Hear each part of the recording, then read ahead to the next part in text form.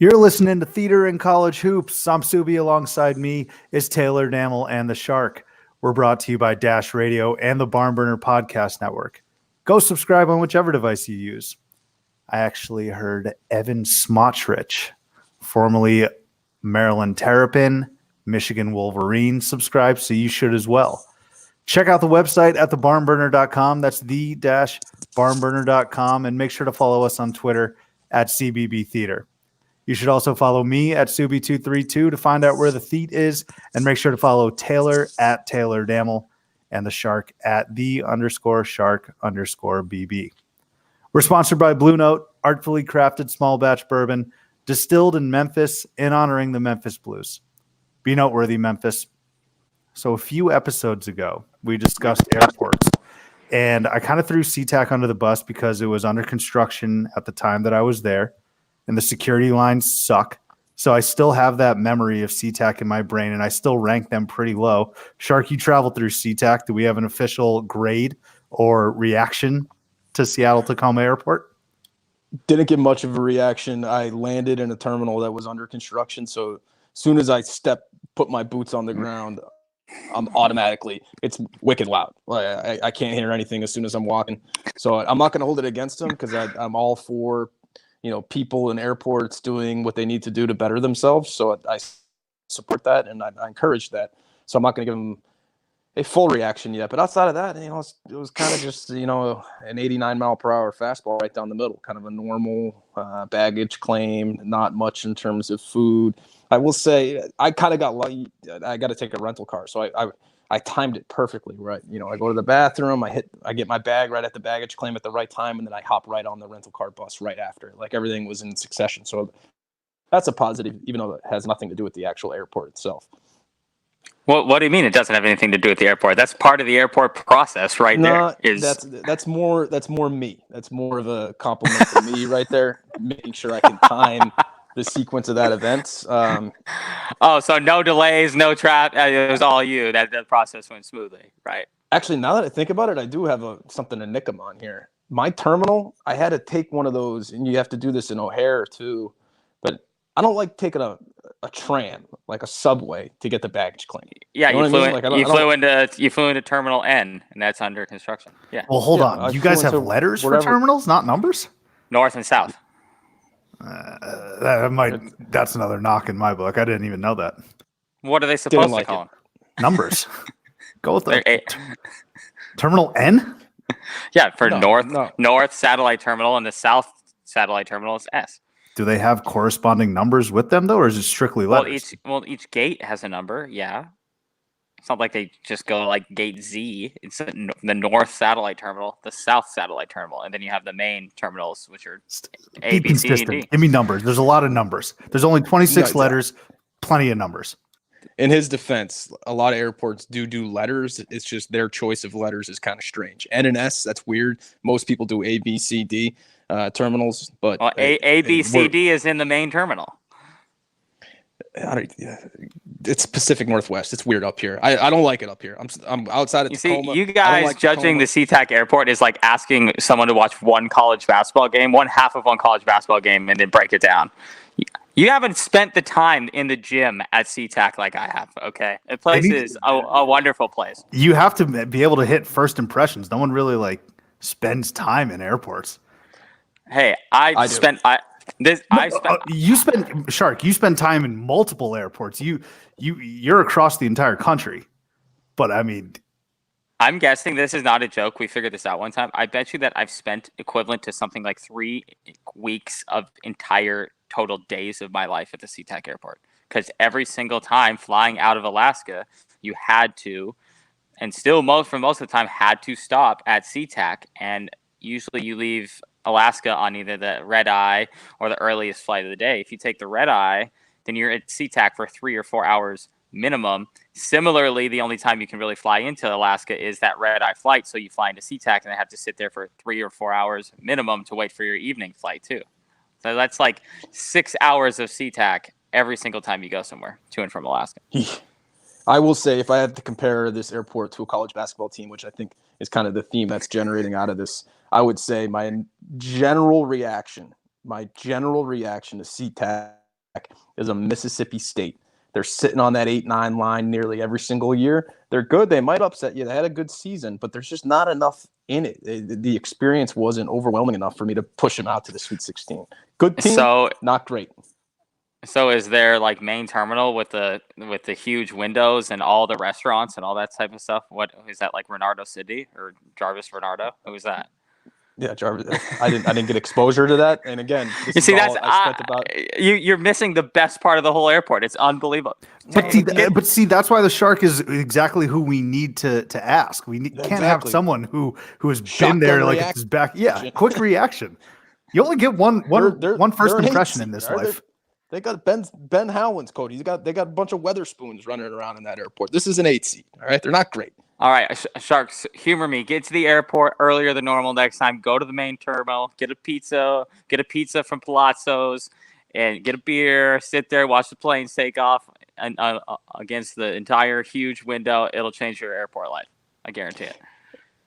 I would never do that in any airport. Watch the airplane. What am I, a toddler? While you're eating. I get into my lounge, whatever airline I'm flying. I get into the lounge. I settle in and I catch up on the news. I will say that I'm flying Alaska Airlines. Hate this airline. Terrible airline. You're coming for Taylor's neck right now. We're talking about these games. First of all, they don't have I'm doing a cross country flight. Washington D.C., the capital of the world, to across the country, the biggest country, the most important country in the world, and I can't get a tablet. I can't get a tablet to watch TV. I didn't watch any of these games the other night. All I have are highlights and everything. So take that for whatever my analysis on this show is today. I didn't watch any of the games because I couldn't. What you don't have an iPad in 2020? Well, I do have an iPad, but they don't have a live TV option. I'm watching reruns of Boston Legal. I'm reading my Nathaniel Philbrook book. All right, I'm doing that for 6 hours. So come on, Alaska. I think Alaska Airlines is probably I think they're like the highest rated airline actually, but they're nothing but great airline. Them and Southwest, no complaints ever about them 98% of the time. Yeah, I mean, for me, I have no qualms really with any airlines unless I'm a little drunk and I have Twitter handy, because that's when I'll actually spew some vitriol towards them, but they all suck. They're all terrible equally across the board. So it's not like I really have one airline that's in my crosshairs more than another one. Oh, I just hate United and American. I just have awful experiences every time. I'm willing to put that out there. Hate them. Delta's okay. Southwest and Alaska, all four. I'm actually contractually obligated to spew positive statements about both of those airlines. But even before my contractual obligation, I was all for Southwest and Alaska. So I'm going to ride with them. A little bit of a disappointment there for Shark with SeaTac. You know who else was disappointed earlier this week? Louisville and Maryland. Louisville, the fourth number one team to go down this year already. Number one teams are 6-4, and good God, the ball hasn't even dropped yet in Times Square. We're still waiting on our Sports Center special with all the top plays from the year. We just now got the Time Person of the Year, hug for Greta Thunberg. And then four teams, and we haven't even celebrated the legacy of the great Martin Luther King. 6-4, our number one seeds. And it begs the question, who was more disappointing between Louisville and Maryland? I'll start. I say it's Maryland because that's a game that they should have won on the road against Penn State. A Penn State team that's solid, currently 8-2. Entering that game, they were 7-2. But in one of the better rosters, I suppose, that Pat Chambers has had. But if Maryland is supposed to be a top 3, top 4 team, and if I'm putting my neck out on the line on this show, saying that they're potentially underrated, which is what I said last week. And if you want to be taken seriously, you got to win that game. You got to go to State College, which is not a difficult atmosphere to play. Midweek, Anthony Cowan didn't play very well. I think he shot like 5 of 17, something like that. And in our Big Ten preview, Taylor, I had said that Maryland has a lot of expectations and hopes for this season. And picking our Big Ten, which is been a lot better than I think many of us had expected. We thought the Big Ten was going to be good. They are great right now. But the one flaw with the Terps that I said was Mark Turgeon. I don't think he's that great of a coach. And so I was a little bit more disappointed with the Terps than I was Louisville. And quick side note, it feels like Penn State whenever they get these crazy upsets or these top 5 upsets, it's always at home. You can never count on them to do it on the road, but it's always at home and it's always during the middle of the week. And in college basketball, more than any other sport, there's these quote unquote type of games. You referenced one of those games last week when you discussed like the West Coast team going east or an East Coast team going west early in the day, and they're at like a noon or 1 p.m. tip off and they suck. Well, this is one of those types of games. If you got Penn State at home and you're a top 5 opponent and it's like Tuesday or Wednesday, beware. So I'll beg the question to you first, Taylor. Who was more disappointing earlier this week? Was it Louisville or was it Maryland? Well, I'm going to go with Louisville almost for the same reason that you went with Maryland, and that is this is still a Mark Turgeon coached team. So I still have no expectation of him like all of a sudden elevating some team to greatness where they win these type of games. And I will say, by the time the game tipped, that Penn State line or that Penn State Maryland line closed as Penn State being favored in that game. So say what we will about betting lines or whatever, how much that actually affects what's going on the court. Not much, but it wasn't from a monetary standpoint. It wasn't an upset. So I think I'm more disappointed in Louisville because it was a neutral site. You're going to lose road games, whether they're good road games or bad road games or whatever. You're going to lose a couple throughout the year. If you're a number 1 team in the country playing in a MSG type of arena against another good foe, you also need to prove that you are that good. You are the number 1 team in the country because those are tournament type of games. You're not going to play a road game in the tournament, obviously. So you're probably going to drop a couple of those. But if you need to win the big neutral site games, if you're going to be the number 1 team in the country or top seed in the country. Looking at Maryland here, it's funny. And speaking of Washington, D.C., the Washington Post put out an article on Monday that said the Terps are playing in ways that Mark Turgeon's teams at Maryland never have before. Well, that lasted about 24 hours because this is exactly what his teams play like. So I thought that was pretty funny. But I'm going to go with Louisville as a little bit of a disappointment. I actually don't think either of these games are super monster disappointments. They're, Penn State's not awesome, but it's a road game. Texas Tech obviously went to the Final Four last year. So I'd say it's more nitpicking or splitting hairs than say some overall wide sweeping indication of how either of these two teams are going to finish the year. We don't think Maryland is going to be all that great when it comes to the tournament because of Mark Turgeon. We saw that this week. And then, Sharks not sold on Louisville being a top team in the country. And that is probably true as well because they didn't win a neutral site game against Texas Tech. Yeah. Shark, based on the highlights that you saw, courtesy of Alaska Air, who was more disappointing this week, Louisville or Maryland? Well, I will say I didn't even have to watch any of these games because I knew it was going to happen.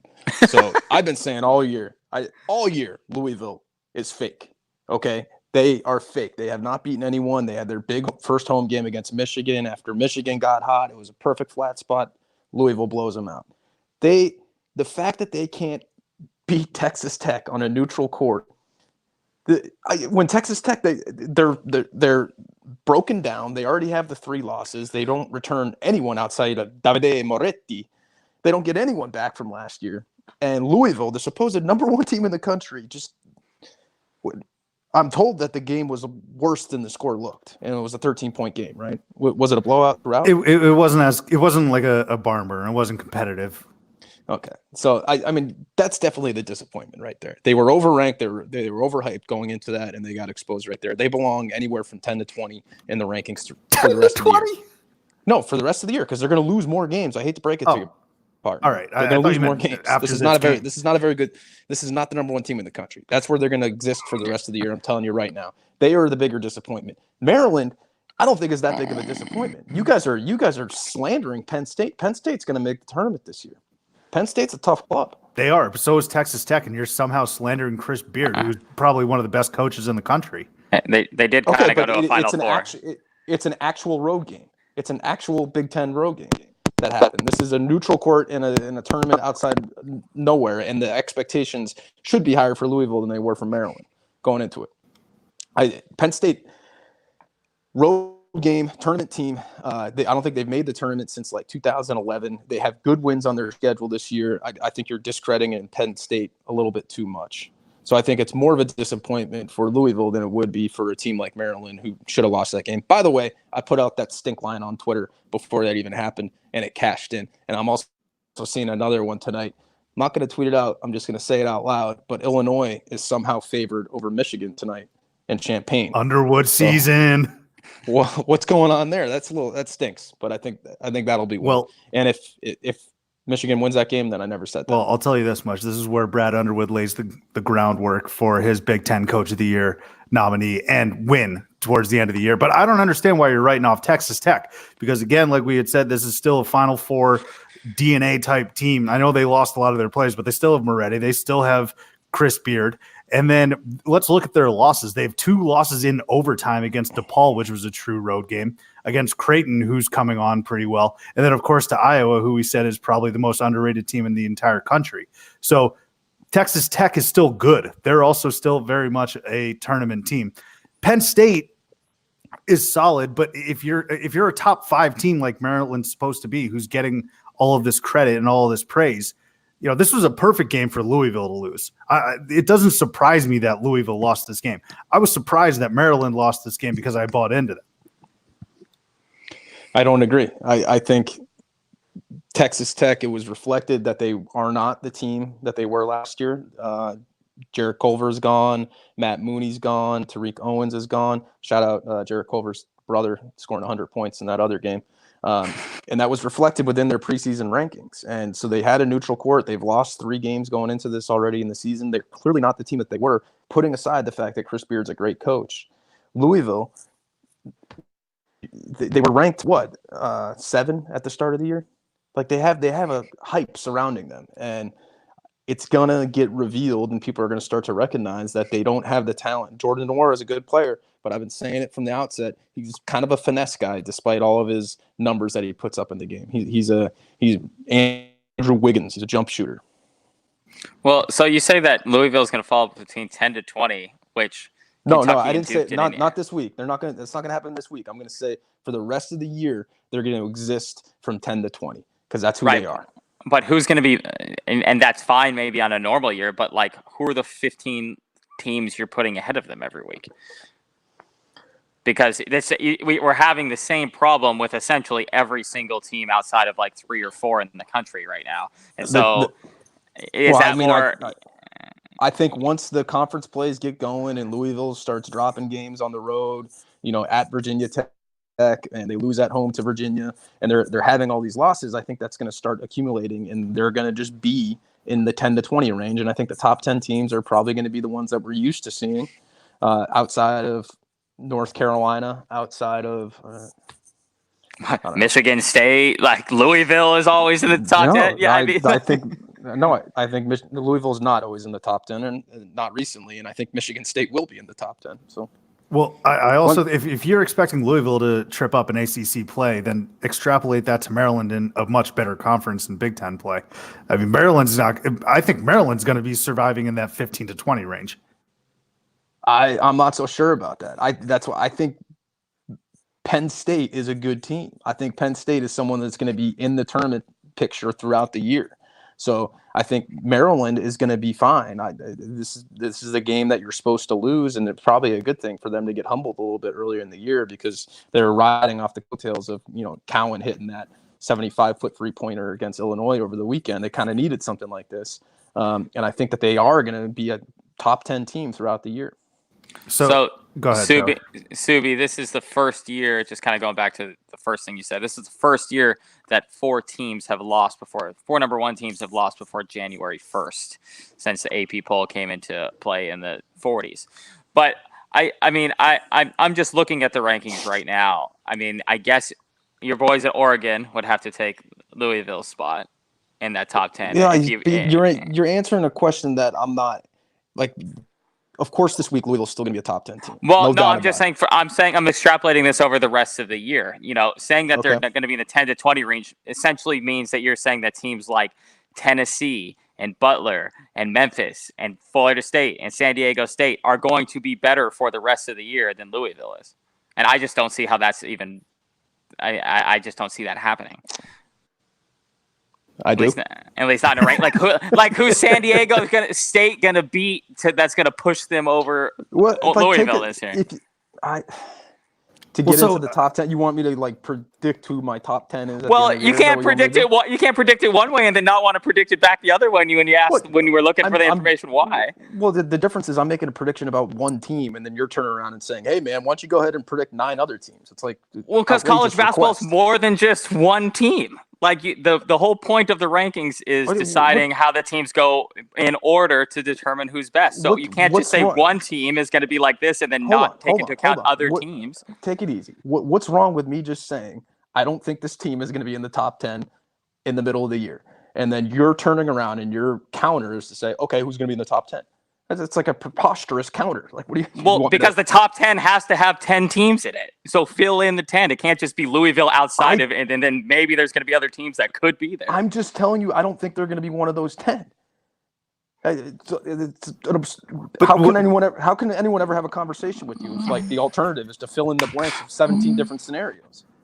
Well, because you're the one who's bringing up the scenario. I think Louisville is going to lose a lot of games in the ACC, and they were exposed in this matchup. And then leave it there. Then leave it there. Don't predict rankings and then not predict rankings. Well, why not? Because I'm taking the next step. When you lose a lot of games in the ACC, you're going to end up in the 10 to 20 range. I mean, what is so outrageous? And you want me to go open up my algorithm over here and figure out if St. Mary's is going to win out and get into the top 10 throughout the year, or Gonzaga, St. Mary's, Oregon, Seton Hall, North Carolina, Virginia, Maryland, Duke, Michigan State, Michigan. Perfect. Great. That's not. Yeah. There you go. No, good. Was that hard? Come on. No, I mean, it's just ridiculous. You're asking me. I see where both sides are coming from here, but I just don't. My fundamental difference with the Shark is that I don't see Louisville dropping a ton of ACC games, because we had thought teams like we come into this season thinking like Duke and North Carolina are invincible. We've seen what happened with Carolina. I'm not saying Duke's not great, but they can be beat. They can clearly be beat on the road by an inferior opponent. But I could see if Louisville does lose a string of games and some of these mid-major teams like a Utah State or SDSU, some of these others string together their wins and continue to win, like, again, Gonzaga, they could replace them for sure. And they'd stay atop Louisville as the season progresses. Now, this game begged the question, who was more disappointing, Louisville or Maryland? The other question that it really evoked for me was, and it's kind of been the question all season, does everyone just kind of stink, or are there still great teams? Now, in my opinion, I don't think everyone stinks. I think it's just very balanced.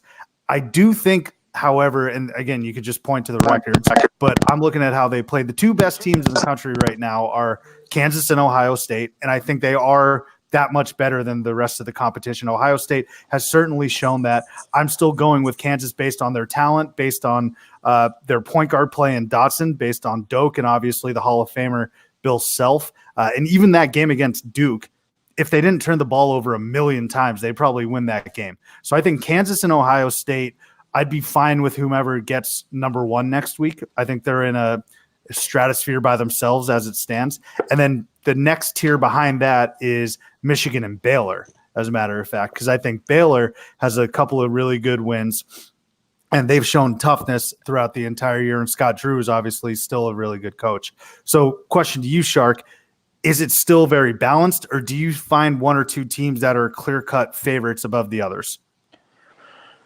I think you nailed the clear-cut favorites. I think Kansas and Ohio State have definitely separated from the pack a little bit.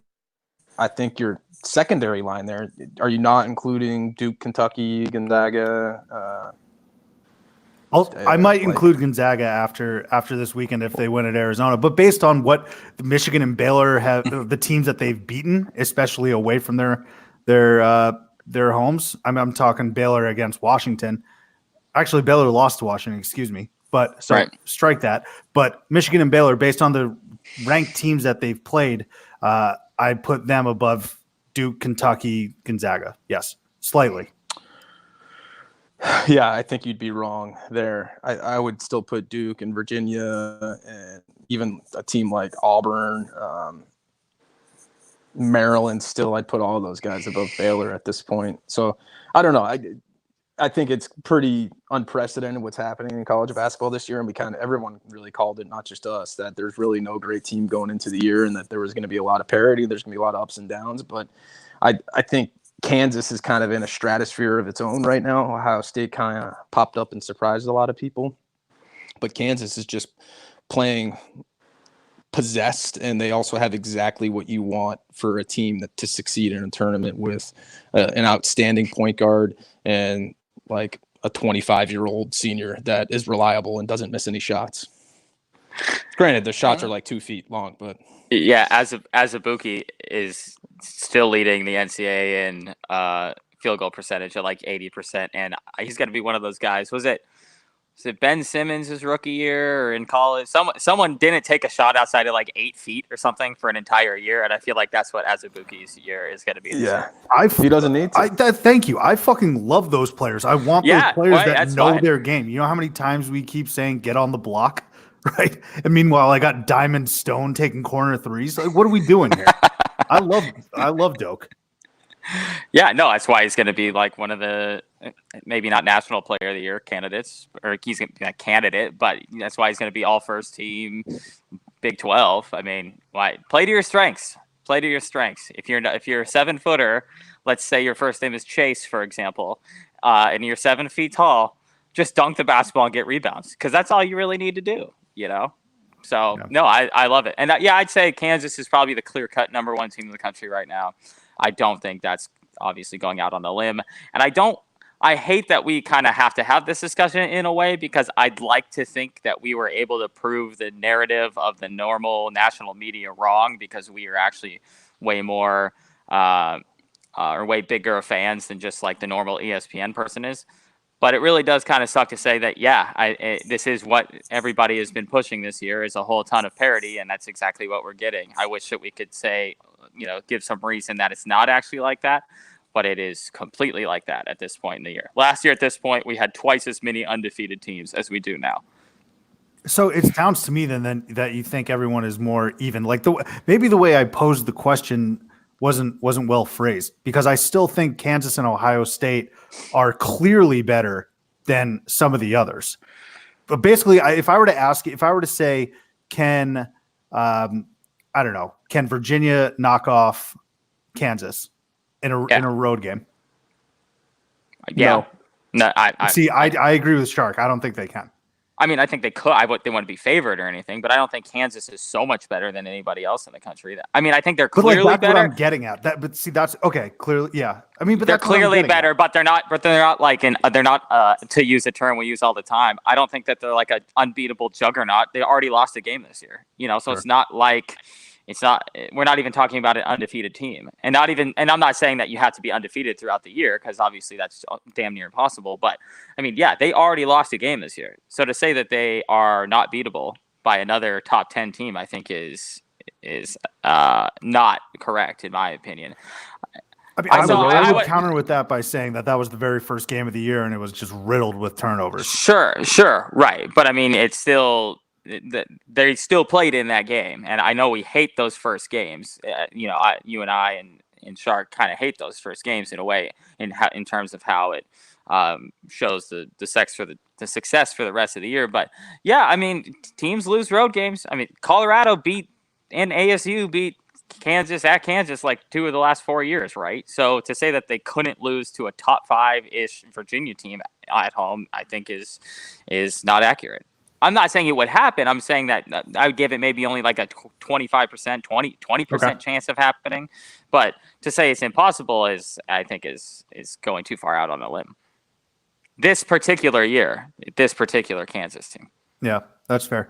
I want to unpack Baylor for a little bit, because Shark, you aren't as high on Baylor as I am, but I think Baylor's a very good team, and what I'm gonna this is how we always like say that we're Dufresning, getting through the shit, for example, or we're Preston Blaking standing on a hill despite all facts pointing the other way.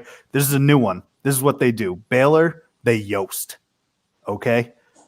Now, what is yoasting? This is in reference to, remember the Titans assistant coach, Bill Yost, I believe is his first name.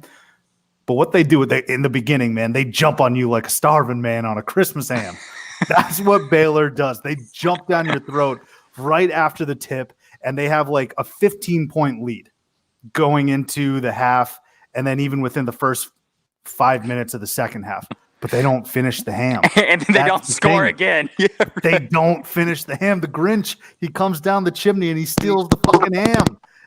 But they yoast in the very first half. They'll yoast you. And they just can't finish, though. The past 2 games against top 18 teams in Butler and Arizona, they jumped down their throats, but it came down to a couple final possessions in both of those games. But I do like Baylor. I think they're able to score very well. And this game, I think Butler deserves a lot of love as well. We talked about Travis Steele and Xavier, but your boy Jordan for Butler coached up a hell of a game. And I actually feel bad for Jordan because they had a very last possession to win. I think they were down 1, and there was only 0.7 seconds left, so they were inbounding underneath their own hoop. So the probability of Baylor winning and hitting a shot with 0.7 seconds left, slim to none. But I mean, any head coach is going to say, okay, what can I draw up? What am I going to be able to do to get just get a decent look? And so Jordan draws up this play for one of his best players, or maybe his best player, Kamar Butler, to come streaking across half court, parallel. Say that again. Kamar Baldwin. Thank you. Plays for Butler. Easy mistake. And I had to jump in and correct you because I wanted to give him a shout out. He's making a push for the Van Wilder house this year. But continue. I'll actually let me interrupt you afterwards this as well. But so Kamar Baldwin, I just feel for Jordan because he draws up this play. Baldwin streaks across again, 0.7 seconds left, and Baldwin takes a dribble, thinks he has enough time to take a dribble and then launch a shot. Like, dude, get rid of the ball. So I just felt bad for Butler's head coach because you draw all those plays up for nothing. Yeah, I want to jump in because you mentioned that I'm not down on Baylor, right? I want to get that on the record. I said I was down on Baylor relative to them being above Duke. I wouldn't necessarily agree with that. I like this Baylor team a lot. I like Scott Drew.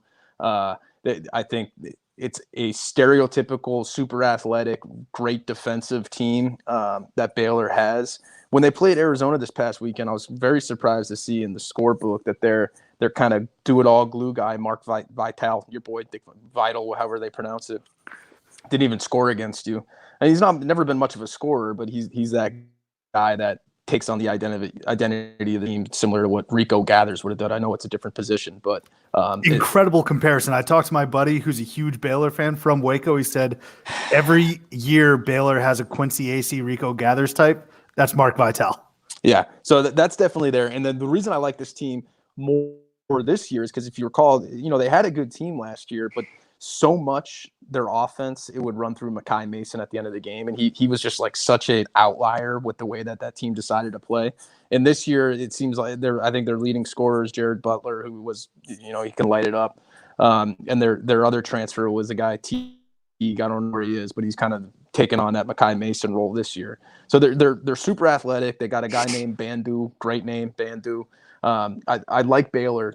I definitely could see them making a run to the Final Four. It's just a matter of, as it sits right now, not super impressed. And you're right, they didn't look great against Arizona when you guys played them over the weekend.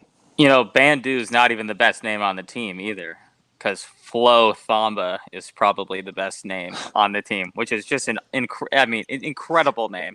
I will say such a deep team, deeper than a Lou Malnati's deep dish in Chicago. How about that, Father?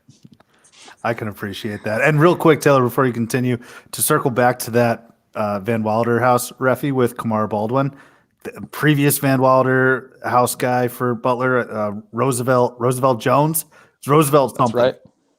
He's in there. Good God, he was there forever.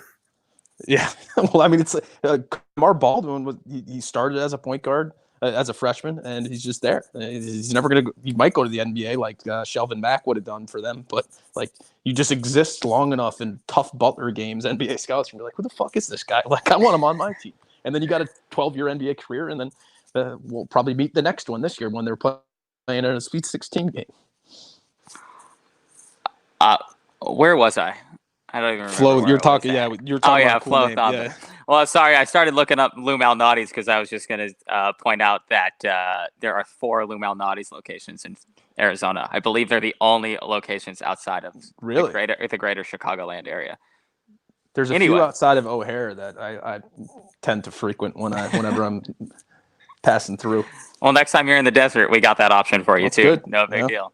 So, Baylor is kind of regarded as a really good offensive team this particular year. I don't think that they're regarded as an awesome offensive team every single year. We've talked about how athletic they usually are, but they don't necessarily have a lot of shooters. A couple of years they have, like the Brady Heslip years, so on and so forth. They have. Now, their offense is regarded pretty highly this year, but I would actually say that the knock on them, from my personal standpoint and what I have seen from them, is their offense. In their three toughest games, Washington, Arizona, and Butler. And you can say Villanova might be in there too, but knowing what we know about Villanova now, I'm going to say that Washington was a harder game than Villanova was. In those 3 games, they shot 35, 33, and 30% from the field. And those are against their only, 3 of the 4 good teams that they've played this year. So I would say that their offense in tough games is actually a detractor to them and not a good thing. Their early offense is great, but Arizona held them to literally 20-something% in the second half against them the other night. Same thing happened here. I don't have the exact percentage in front of me about the Butler game, but similar scenario where, what did Butler score? 17 points in like the first, or Baylor scored like 17 points in the first 8 minutes and then only managed like 35 the rest of the 32 minutes of the game. So I think that actually they're going to be their biggest problem this year. Is they're going to be able to outscore and run with all the bad teams that they play, but I don't know if they're going to be able to outscore any of the really good teams that they play. Yeah, like Arizona. I mean, come on. I know you guys think it's a road game, but Sub, you texted it. Like literally nobody was at that game. Everybody was watching the Big 12 championship. So it was kind of a home game actually for Arizona, and even their first game was in like their Washington game was where it wasn't in even, Anchorage. It was at the Alaska Airlines Center in Anchorage, Alaska. Basically a foreign country, yeah. Probably below average arena right there. 100%, 1,000,000%. But I'm saying, like, as we go towards the tournament, like, this team isn't going to outscore Ohio State, in my opinion. This team's not going to outscore Kansas. And although those might be Final Four teams, don't get me wrong, I think that's going to be the problem because it reminds me a lot of, like, actually an Arizona team from, like, 2013 or 14, where they just shut everybody down, but only win the tough games by, like, 3 to 5 points. And we know how that turns out. That you're going to run into a team that is just better offensively than you are, and they're going to beat you. And so I think that this team also has a Final Four type of aspiration, but before I would make that proclamation, I would say that I need to see them play better offensively against good teams and not just against the bad teams that they play. I will say their last 2 games being at home in Waco did help them a little bit. It is for sure against Butler. So I don't know if they win those games on the road, but those are also games that they've dropped even at home in the past. Well, let me interrupt you here. Like you have to shoot better than 30% from the floor on your home court in back-to-back games. And although they won those games, and that's of credit to them, you can't just go your whole season shooting 30-something% from the floor and hoping that it's going to work out, because it's not going to. Yeah. I don't know. I like the ability of teams to win when the shots aren't falling. I think that's a testament of a team that's going to win when it matters. Sure. Yeah. You got me it's spinning in my head right now. Who would I pick? Let's say you got Baylor as a 3 seed, Ohio State as a 2 seed, games being played in like Anaheim in the West region, late March. Who would I pick in that? I kind of like Baylor in that spot. All right, let me ask Scott Drew. Hold on, let me ask you this. Same game. They're playing your boy Luka Garza. Oh, Ohio State versus Baylor versus No, Iowa? Baylor versus Iowa. Yeah. see, I think Baylor. Baylor's deeper than Lou Malnati's, man. They throw so many Well, big guys at Garza, you won't know what hit 'em. right. Okay. Yeah. I think that game would be pretty close, though. And what I'm getting at. Gillespie.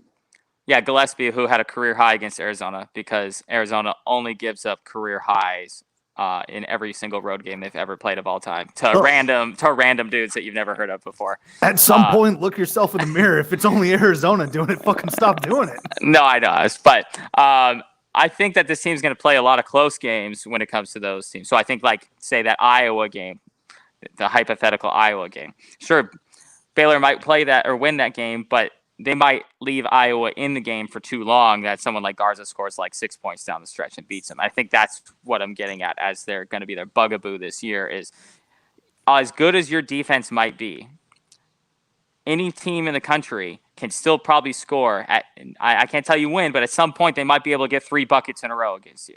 As rare as it might be. And one of those times always seems to be in like the last 4 minutes of like a Sweet 16 or Elite Eight game. I think that's what their bugaboo might be. Could be. Based on what I've seen thus far, they've been able to hold on against quality opponents down the stretch, which is a good sign moving forward. Yeah.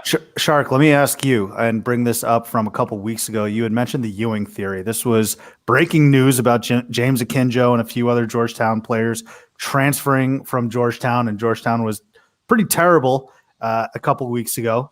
And now they have a chance to end Saturday night, enter Sunday, a perfect 3-0, since you had mentioned that they got Syracuse this upcoming Saturday. They beat Oklahoma State last week, and then they won another game. I forget who. Care to comment on your Ewing theory? Well, not yours, but the Ewing theory. Yeah, so I tweeted when Akinjo that decided to transfer and, the other guys got in trouble on the team. Could the Ewing theory happen on a team coached by Patrick Ewing, which would be very weird. The Ewing theory obviously being in the late 90s when he got hurt for the Knicks, and I think it was 1999 when they went on that outrageous run to the NBA Finals. I think it was the Finals, but I was young. But Pat Ewing left the team played better all of a sudden. Bill Simmons pretty much came up with the idea, uses it whenever this happens in sports going forward. And it's kind of happening right now with Georgetown, but it doesn't totally makes sense because it implies that the best player leaves the team. And if anything, the best player is really asserting his dominance on the team right now. And that is Mac McClung. He's going to be a star in DC. I know he is. There's 2 big radio stations, sports radio stations in DC. There's 106.7 The Fan that will talk about the Redskins pretty much all day, even when the Nats are in the Super Bowl. And there's ESPN 98. The Nats were in the World Series, excuse me. Like, they're always going to talk about the Redskins. They'll throw in some – no one will ever talk about the Wizards. You got 980, which will also always talk about the Redskins.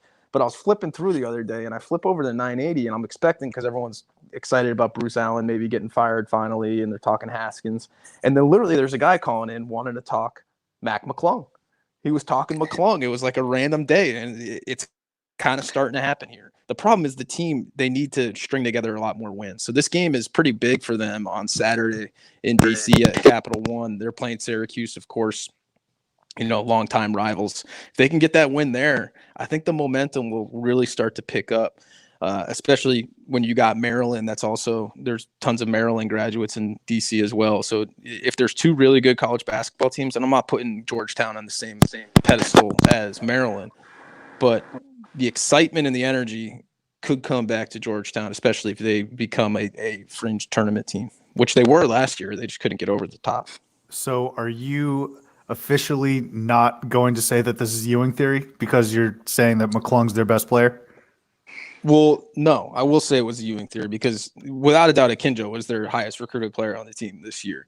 But sometimes when you take someone out, someone else has to step up, and McClung, I mean, he's electric. We've talked about him a ton of times on the show, and he's just a superstar waiting to happen at the college level. I'm not sure it's going to really be there at the NBA level, if at all, but he's going to be someone. If they can get this team consistently in the tournament and on the national stage, and he can be put into the national spotlight, everybody's going to love this guy. I mean, I kind of feel like if you know college basketball, you probably already love Mac McClung. So I would be excited for a wider audience to get on that bandwagon. Yeah, he's honestly like Jimmer Fredette, but can just absolutely throw down. And just incredible dunks, like Zion Williamson type dunks. He's half Jimmer, half Zion Williamson. If that's even possible. Is he like a likable Grayson Allen? No, because Grayson doesn't have the electricity surrounding him that Mac McClung does, and the swagger. Yeah, Definitely not the swagger. Yeah, no, Mac McClung's definitely. Yeah, his uncle is Riff Raff. I think that's the coolest part about Mac McClung. Well, and Georgetown is a Jordan school, right? Yeah, so he's tiptoeing in his Jordans every game. Yeah, I think Mac McClung is everything that Grayson Allen wished he was in college from a perception standpoint. Maybe that's a good way to Agreed. put it. Yeah.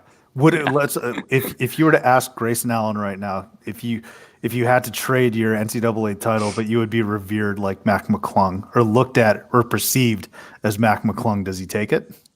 No, because you can't replace the experience of being a villain. I think that's something people are going to remember you forever, whether it's Christian Laettner or JJ Redick or anything like that. Like people are always going to remember Grayson Allen, even though he's having a mediocre career in Utah right now. Mediocre is pretty nice. Yeah, that's definitely nice. Yeah. I think he's in Memphis. He's in Memphis. He did. He was in the Conley trade, wasn't he? But McClung, he's not on Grayson Allen's level right now. Not enough people care about Georgetown basketball. The only reason we know who he is because some guy, tweeted him out sometime, and you can look at his dunks when he was in high school. That's the only reason why people know who he is. And the other one Georgetown had, Sue, just to go back to your original point, was on the road against SMU, who's always a tough team. So that's 2 road wins in 1 week since the Ewing theory thought was put out there. Grayson Allen had 15 points in 12 minutes the other night. Ooh, He's back. He scored double digits in 4 of his last 5 games. I'll ask the hypothetical to Mac. I had no idea. I'll be like, hey Mac, do you want to be a villain and then turn into a less than mediocre NBA player? Get 15 and 12, not bad. Shark, I want to stick with you as well because we got 3 good games on Saturday. One of them being Memphis traveling to your boys. GBO, Tennessee, Thompson Bowling. It's got to be rocking. Chances of there being a fight. Let me start right there. Between players or fans? No, I don't care about the rednecks down there. Players. Low. I think it'll be low. I think it's going to be a pretty close game. To be honest with you, I'm hoping that Tennessee can blow them out, but I don't expect that at all. Actually, higher probability of Penny just deciding to fight Rick Barnes right then and there. Yeah, we've covered this topic, exhaustingly for a while, and I'm very much looking forward to just finally seeing how this plays out. Looking at the handshakes, I love a good analysis of a handshake from my couch. Post-game handshakes, interactions between coaches, always love that. But this, I'm going to be honest with you, I'm nervous. I'm nervous because Memphis definitely will be playing with a chip on their shoulder and something to prove, which they didn't necessarily. Last year they had that, but it wasn't they had this false hype associated with them, and Tennessee was just so overwhelmingly better with Grant Williams and Admiral Schofield on the team. They don't have that this year. They got John Fulkerson, and they got Lamonte Turner and Jordan Bowder, and if those threes aren't falling, then we could be in trouble. But the one guy that will be able to match the energy and the intensity of everyone else is Yves Pons, who's really elevating himself to the next level as one of the best players on Tennessee's team this year. Crazy athletic. Taylor, any predictions for Memphis against Tennessee? That is obviously an awesome rivalry game, or one that is kind of what's the word I'm looking for? Reinvented itself, I guess, here in the last 2 years or so. I really, as much as I would like to see Tennessee win, I kind of want Memphis to hop back into the national fold, so to speak, because I have pretty high. I didn't have any real predictions for Tennessee previous to the year. I had some pretty high predictions when it came to Memphis. So I'd like to continue to see them rise through the rankings without James Wiseman, so they can really hit their stretch with James Wiseman. So I'm going to be rooting for a Memphis win. Although if I was a betting man, which I am, I would probably bet that Tennessee was going to win that game at home. Yeah, this is one of those games where I just really like both teams. Love Tennessee and what they've been able to accomplish, obviously, last year and then this year. The only drawback about Tennessee and the only times I find myself, air quotes, rooting against them is just to see the Shark miserable. That's pretty much it. Otherwise, I mean, Tennessee is a pretty nice program. You're a really good friend for saying that. If you want to bet, I know the Barn Chief is going to be boots on the ground for this one, as well as some of the other guys associated with this network. There'll be boots down there. If you're torn on which way to go, Tennessee hasn't lost at Thompson Bowling Arena, and I think it's 31. Actually, they might have just got 32 straight home wins, which is insane. That is a legitimate home court advantage. It is a massive arena. It's bigger than most NBA arenas. I know a lot of people, if you haven't been there and you're just watching college games on TV, you're assuming it's just like a gym that you're used to on your campus. This is a freaking just beast of a building. It's huge. It's over 22,000 people, I believe. They got seats in there that, like, if you got a ticket for this seat, that seat sucks. Like, it's so far away from the court. You're better just not going to the game than sitting in that seat, but they pile it in there. And it is a legitimate home court advantage. That's not what Tennessee does. They've got Neyland TBO. TBA. Yeah, TBA. Yeah. I was going to take Tennessee, but since he sarcastically called me a good friend, fuck it, I'll go Memphis instead. Arizona versus Gonzaga, Shark in the desert. Low-key rivalry between these two because they have been like the flagship programs of the West Coast. Arizona, Gonzaga, who you got?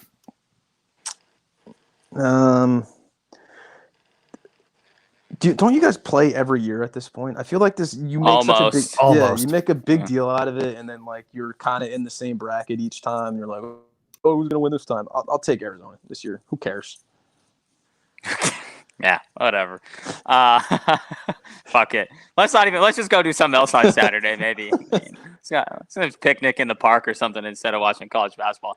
I'm going to go with Arizona, but only specifically because I think they're going to shoot. There's no chance that they shoot, knock on wood. There's no chance they shoot less than 26% from the field like they did last game. And I feel like they're a tough enough team and are a better team after their experience with Baylor, and I think that'll shine through with a home game. Now, if this was on the road, I would probably say Gonzaga would win this game, but I think home game, get back to some good shooting ways. Arizona actually tips off in about 9 minutes right now back at home. So they have one game in between that Baylor game back at home, and I think just because Arizona's at home, they win that game. I agree. I'm going strictly because of them being at home. I think Killian Tilly's going to absolutely barbecue Chase Jeter down low. Yes. That is going to be a feast. I'm talking like graduation party type barbecue, like steaks on the grill. Chase Jeter's done. But I honestly might just within the first 2 minutes, I might just want Coloco out there. But I am going to go Arizona because of the home crowd, and we've actually seen a Gonzaga team choke at the free throw line in McHale. It was like 4 or 5 years ago. Don't get me wrong. I forget who the player was, Taylor, at the free throw line. Byron something? Byron Jones? No, it wasn't Byron Jones, but he had also played for USC. It was a grad transfer. It was Byron something, and he had a chance, I think, to either tie, maybe to tie at the line, and McHale just got so rowdy that he airballed the free throw. And this is guard. He missed all three free throws. Missed all 3 free throws. Byron Wesley. Thank you, Byron Wesley. So I'm going Arizona because of the McHale factor. And last but not least, Michigan hosting Oregon. Who you got? Wolverines versus Ducks there, Shark? Ducks. I'm going to go Wolverines because I don't think Peyton Pritchard is going to lead this team on the road against Michigan, against Javier Simpson. Xavier Simpson's hip hook shot versus Peyton Pritchard. This might be my least favorite point guard matchup of the entire season. I'm actually going to go. Is Dante back for this game for Oregon? I think so. No, I'm not. No, not yet. I think he's got to wait till game 10 or 11. We're only on game I know. 10 right now. So I think he's got to wait till game 11. Because I was going to say excuse that Dante versus Teskey matchup, as much as we like making fun of Michigan bigs, Teskey's actually pretty good. But I'm going to go with Michigan size down low with Teskey and the little Wagner and take the Wolverines at home. All right. Very last thing I want to get to before we hop into segments. Indiana beat UConn earlier this week. And, of course, Arizona always plays ASU. So it got me thinking, who wins in a tag team match? Is it Sean Miller and Archie Miller? Or is it Bobby Hurley and Danny Hurley? I'll start. I'm going to take the Hurley brothers because of their villainous faces, the flailing around, so it might just poke an eye out or something inadvertently. I know wrestling's all fake, but they might just Whoa. It's real to me, damn it. I know. But the flailing, could inadvertently poke an eye out. They're actual entertainers. Again, some of the faces that they make, the antics that they do, it's just so over the top, which is exactly what wrestling is. Now, Sean Miller, his counterpart, he's beefy and slippery. He's basically like a marinated steak. I didn't think I'd be making two steak references, but here we are. Beefy and slippery. Archie's just way too small, man. Archie brings nothing to the table for me, and he can get pinned down. Archie's like, you could flick him like a little booger on your fingernail. So I'm going to take the Hurley brothers. Taylor, agree or disagree? Oh, I disagree because you think Archie's small. Bobby Hurley is listed at 165 pounds. That's 10 pounds more than I weigh, and I'm the skinniest guy you know. Like that's there's no like. What do you mean flicked like a bug? And we have to set some rules here. First off, are there any rules, or is this in the streets? This is like a wrestling match. Oh, okay. Then the Hurleys Like are going to be WWE wrestling match. The Hurleys are going to be crying to the ref the entire time, and we know the Hurley wine faces. We know that's going to happen. Sean's going to pin this guy down and then sweat on him in his eyes, and then Hurley's going to be like whining to the ref the whole time. So I'm definitely going Miller brothers. They're just they're a little more slippery. I think that they're a little more ornery, not from an outgoing perspective, but from an inside perspective. They're a little more grumpy, I think. I think the Hurleys want to make everybody think that they're grumpy and aggressive. In reality, it's like a defense mechanism because they're small and weak. Well, so I'm still gonna go with the Hurleys. Here's another reason why, because Bobby got picked on by Christian Leitner the entire time he was at Duke. Well, that you just reminded me one of my points I was going to make too is that car crash injury that kept him out of the NBA. Probably has some back issues still. Bobby, excuse me. So that could be a problem as well. A couple of lingering issues that the Hurley brothers have. Maybe not going to be able to limber up as much for this match. Shark, who you got? It's without a doubt the Hurleys. Without a doubt. Where are the Millers even from? They're from Pittsburgh. Don't tell me, because I know you're going to go the Jersey route and the high school and Dad Hurley and all that, but the Millers are from a tough area too. And their dad is also like equally as regarded as like a high school coach too. So it's a very similar like situation familial wise. He's considered the greatest high school coach of all time. That's funny. I thought there already was one. Well, he's considered the greatest like high school coach in Pennsylvania history. So it's not like like they didn't come from a same family type of situation. Just one state, not like the world, like Bobby Hurley is. I mean, the Hurleys, they played at Jersey City, the Miracle of St. Anthony's. I mean, are you guys kidding me? They are tough as nails. Their dad probably beat them growing up. They're hound dogs trained in the woods, trained in the field. They're animals. They're absolute animals, and you can see it in their behavior on the court. Sean Miller, kind of fat. Let's call it what it is. He's a little bit chubby. The other guys are in good shape. You want to talk about Bobby Hurley? I mean, he was an elite basketball player. He was great at what he did. He was known for his toughness on the court. And I know, Sue, you're going to be like, oh, you're going to talk about reading the Miracle of St. Anthony again. Yeah, Jersey City, yada, yada, yada. Here's a news flash for you, buddy. Yes, I did read the Miracle of St. Anthony, written by Adrian Wojnarowski, the guy that breaks NBA news all the time. But I also read another book. Oh, that guy? Oh, I didn't know that. Thank you. Here's another book I wrote. Book I read this summer. All right, it was a good summer read. It was called The Greatest Game Ever Played. It was about UNC versus Duke in 1991, 92, whatever it was. The Christian Laettner shot. You know who wrote that book? Sham Charania at No. 2 years old. Gene Wojciechowski, the guy that does College Game Day. So pretty much any guy ending with a ski will write a book about a Hurley at any point. And I read both those books, and the one thing that I came out of it knowing, without a doubt, is that Bobby Hurley is the toughest motherfucker of all time. Yeah, he was picked on by Christian Laettner. Yeah, he was harassed. Yeah, he was bullied. Yeah, he was all that things, but he kept coming back for more. You can't kill that guy. He will be back. He played games with broken bones. He is tough as nails. There was no way he would let fat Sean Miller beat him in any sort of fight. And Archie Miller can jump and scream as much as he wants, and he's not going to do anything about it. Go Hurley. You're yelling at the wrong guy. I took the Hurleys. Oh, You see, Taylor, sorry about that. yeah, just redirect it over here. See, I don't think I just don't. I'm not subscribing to that. I think the Hurleys are like the epitome of the fake tough guy, which is like what every white dude that ever went to Duke is. The fake tough guy. God. Well, you're insane.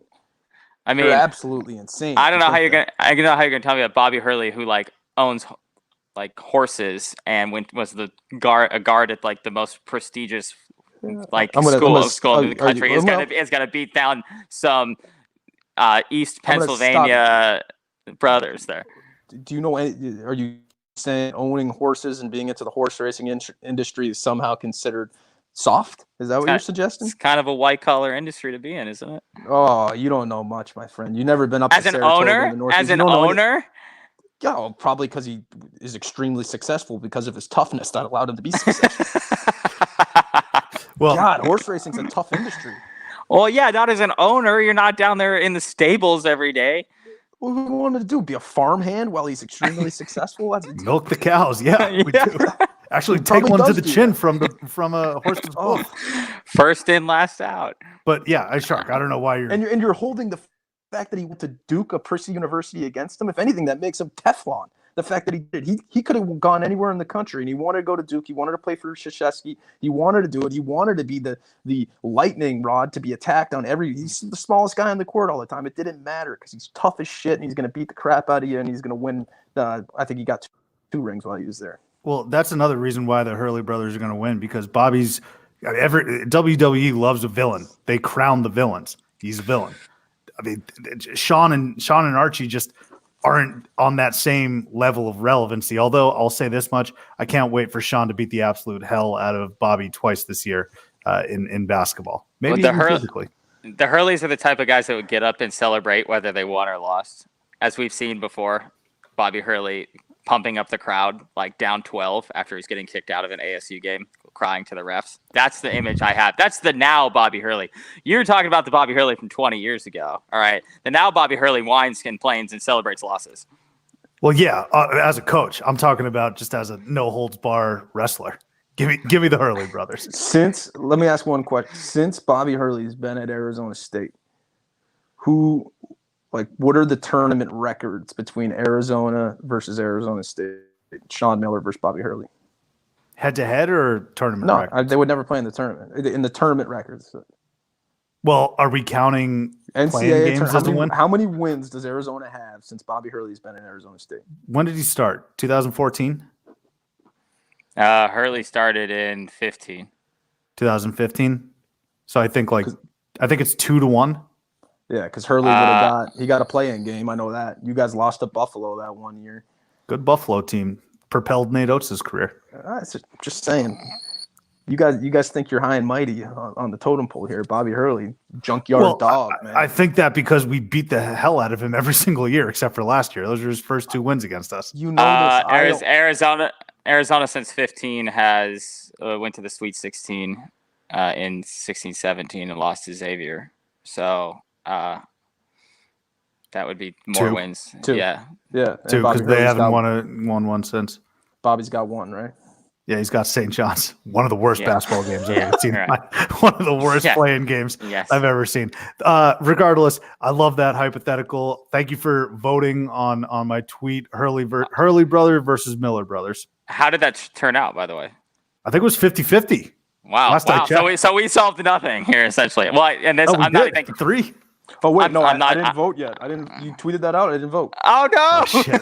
I'm about to swing it right now. I actually don't know if I voted either, but we're on the It's same over. side, so whatever.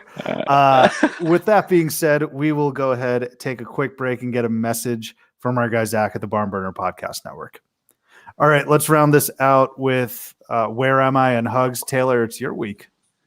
Yeah, so I went with a kind of a more well-known guy, I think, to the normal people than you did, or than you two both did. But his story is still great, and I went with West Virginia legend Kevin Pittsnogle.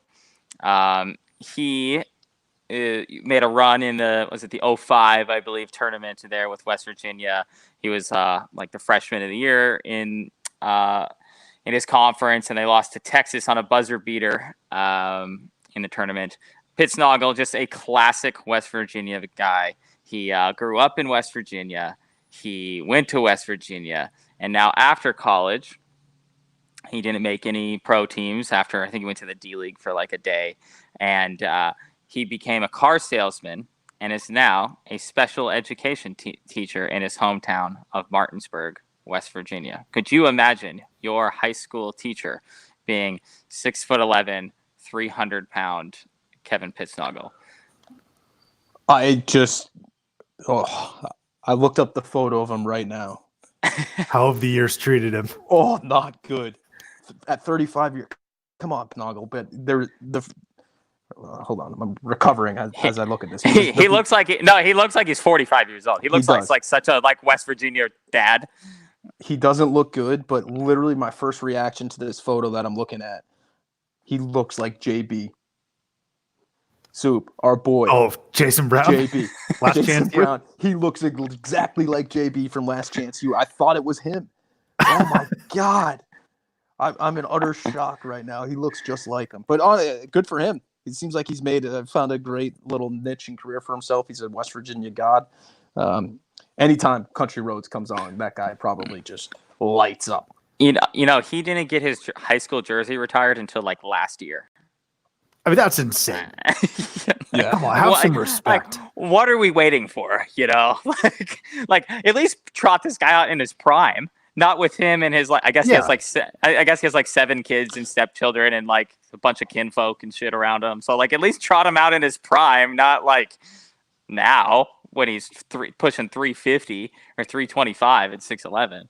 I always think it's funny when like 2 players from a team, one just goes on to have a sweet career, and then the other one just sort of goes off. Like, do you think Steph Curry still talks to his Davidson teammates at all? And I'm sure they're doing fine in the corporate world, but I mean, do you like? I would just like to see a reunion of some sort, and then Mike Gansey walks in, who's like in the front office of the Cavs, and then Pittsnogle's like, Mike, what's up, baby? It's funny you bring up Davidson because I almost went with Andrew Lovedale for this segment here. Yeah, he was awesome. Oh, he was man, so I good in forgot that about tournament. him. Yeah, Lovedale. Oh, that's a But- good one. Sorry, I stole a potential future one, but I had actually. It's funny you brought that up because I'd actually considered. I was going through that roster of those teams trying to figure out what they were doing, but then Pittsnogle crossed my board there, and I dove in. So I just picture it like the Zoolander family. They're just sitting in that bar next to the coal mine, and it's Derek's brother Vince Vaughn and his dad John Voight. That's Pittsnogle, and then Zoolander is Mike Gansey coming in from like the Cavs, and same with John Beeline, him too. You said he's selling cars somewhere in West Virginia. he did. He did, and Oh, then he now he's a special education teacher. Yeah. If you were a diehard West Virginia fan, how far would you drive just to buy a car from Kevin Pittsnogle? Well, Just to say that I did it. He was standing next to a Jeep in one of these pictures, and he was like a foot taller than the top of the Jeep. I But would do that's- that. Yeah, I can understand why he didn't make it. Maybe he just didn't. Maybe it wasn't just personally fulfilling for him because you'd think that you'd have just like such a market there just to buy a car from you because you are you. He was probably cleaning up while doing it. I think it was probably a personal fulfillment thing. He's like, I could do this for the rest of my life and make millions of dollars doing it, or I can do something I care deeply about. So good for Pittsnogle. But all I know is I would go anywhere Pittsnogle was and buy a car from him just so I could tell people, yeah, Pittsnogle sold me this. Yeah. You remember Kevin Pittsnogle? Yeah. He test drove this thing with me. Yeah. Well, you know what? Every single little college town has one of those dealerships, and they get the local head coach, right? They like Ole Miss has a car commercial from '05 or '06 with Ed Orgeron driving Hummers. So they probably just said, "Oh, great, we get 2 for 1 with Pittsnogle. He's got to sell these things, and we can probably." I hope they trotted him out in front of the camera for all these commercials. They should have. You see, this is exactly why the new NCAA bill to like give people the right to do commercials is important, because Pittsnogle could have had like a 10-year run as an advertiser for this car dealership. He really could have stretched this into an entire career if he really wanted to. Changing lives. Could have bought himself a new razor or something. Some new pants. Sure. Part of the brand. All right, let's get to hugs there. Shark, you got something for us? Yeah, I got my hugs. My hug goes out to Gus Johnson, one of the icons of this show. You can hear him as he plays us into the show. He's been getting picked on a lot recently, and this doesn't have much to do with his college basketball avenue, but his college football one, because after Ohio State beat Wisconsin in the Big Ten championship, he went down and very awkwardly gave his game notes and game sheet to J.K. Dobbins, where it was just like listing all the notes that he's had throughout the year, and J.K. Dobbins was like, "Cool, man." wasn't very receptive of the gift, and a lot of people are picking on Gus for like, "Come on, dude, way to make this all about yourself. You're trying to steal the Jim Nance and giving my tie to someone at the Final Four." Gus he's trying to find his own little spark here. He's trying to find his own little icon associated with it, and I don't hate on him for it. Whether it's a good gift, everyone's gotten a bad gift from someone before, but J.K. Dobbins handled it well. Let's give Gus some credit. What should Gus give to a player that he I guess respects in his performance on the field? I like game notes. Yeah, it's something tangible, something to hang up there. Come on, way off. Yeah. It's not like he's wearing a jersey or he can't like give away a headset or. Yeah, I'd want Gus Johnson's game notes. I'd be appreciative of that. I would love Gus Johnson's pen. If I saw a pen used by Gus Johnson, I'd take that and hang on to it. If I'm getting game notes from the guy written about me, that's a great gift in my opinion. Hug for Gus. Yeah, well, you also got to be a complete miserable fuck to come at Gus for number one, just doing a nice gesture, but number two, Gus is everybody's uncle. We all love him. Yeah, 100%. 100%. All right. My hug actually goes to blood drives in Auburn, Alabama. Now, why is that? Did any of you guys watch the Auburn-Furman game last week? Yes. Yep. Okay. Austin Wiley, forward for Auburn, has the most vascular arms I've ever seen in my entire life. He was at the line against Furman in a tight game, and the man just had veins popping everywhere. I've never seen such a vascular arms. So blood drives in Auburn, Alabama, or in the Alabama area. If you're running one of those babies, drive that truck down to Auburn, because you'll find multiple veins. If you're looking for a vein, you got one, tons of them in Austin Wiley. So hug for blood drives in Auburn. During the holiday season, no less. Really giving. Red Cross. I mean, don't make me call the Red Cross. If the Red Cross and Titch have a little combo or conversation, I might get some good things in my stockings this year. Tweet at him after this when we post this episode. I think I got to find that picture of him, because it's like he's holding the ball at his waist, so obviously all the blood's going down, and it's just popping out into my living room. It's insane. My hug is a little less, I guess, giving than yours. It's actually more like a giving away, so to speak. My hug is for Jamie Dixon. Not that I am a particular fan of Jamie Dixon at TCU, but his entire recruiting class of 2018 has now entered the transfer portal. So one entire recruiting class has been wiped out at TCU, and I can't imagine that that's easy to deal with, nor do I think that that's going to help him keep his job there, let's say that going forward, because I don't know how you just recover from losing an entire recruiting class. So Jamie Dixon, hug for losing one entire recruiting class, less than 18 months on campus. For Lost that Galen Fisher last year too, didn't he? Yeah. Yep. Alopecia. Yeah. Was it alopecia? Albino. Or was he albino? He was albino. That's right. He was albino. Yeah. That's really splitting hairs. Lot. Oh, Oh, no, I got you. Oh, I see. I got it. Got Thank it, you. got it. Okay, thank you. Sorry, Thank you. that took a little bit. I'm slow on the uptake today. For the record, I didn't laugh at that. I just What, want you that don't on the like- record. You don't like the alopecia joke? Nah, no, I Hairs? don't like it. I told you one of my boys is the guy on Utah State this year, and he's alopecia. So I'm just I'm making fun of my boy. You know, forgot his name. Utah State guy. Oh, describe the Utah State guy for us so we can find him since you don't have his name. Alopecia guy, headband, hits big shots. We'll keep an eye out for him. Thanks again, as always, for listening. Enjoy the rest of your week. We'll be back next week with another episode here at Theater and College Hoops.